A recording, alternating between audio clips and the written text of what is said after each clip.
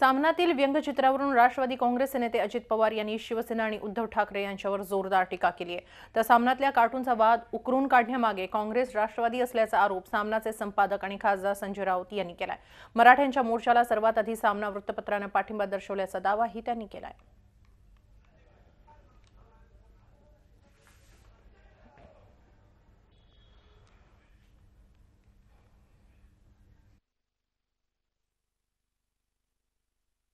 आज मोर्चे शांततामय मार्गाने निघतात। यांच्या पक्षाच्या जे मुखपत्र आहे त्यांना काही जनाची नाही मनाची थोडी तरी।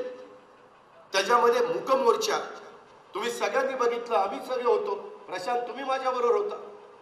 आणि मला कोणी काही मलाही चॅनलवाले विचारायचे, मी फक्त मुख मोर्चा एवढंच त्यांना त्या टोपीवरचं दाखवायचो आणि म्हणायचो मुख मोर्चा आहे, काही कोणी बोलायचंच नाही। आणि हे बाकीचे मुकच मुका केलं।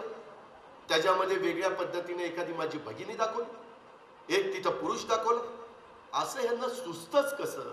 शिवसेनेचं तर कसा पक्ष चाललाय मला तर काही कळतच नाही। त्यांचा नेता मातोश्रीमध्ये बसलेला असतो, त्यांच्या हातामध्ये आहे ते मुंबई महानगरपालिका। काय अवस्था आहे, भ्रष्टाचारांनी बरबटलेली, माखलेली, वेढलेली, सतत वेगवेगळ्या प्रकारच्या इन्क्वायऱ्या। कचऱ्यामध्ये देखील घोटाळा, तो घोटाळा उघडकीला येऊ नये म्हणून कचऱ्यालाच आग लागून देतात। का बदलली अचानक भाषा या सगळ्यांची?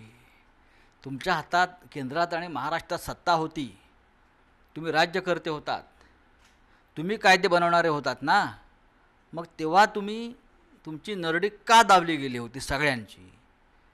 याचा जाब रस्त्यावरती उतरलेल्या मराठा समाजाला तुम्हाला द्यावाच लागेल आणि समाज विचारेल। या भीतीपोटी ते शिवसेनेला टार्गेट करतायत, लक्ष वळवायचा प्रयत्न करतायत। देवेंद्र फडणवीस यांना टार्गेट करण्यासाठी सुद्धा या मोर्चाचे फार मोठे आयोजन चालू आहे असं मला वाटतं। झी 24 तास रहा एक पाऊल पुढे।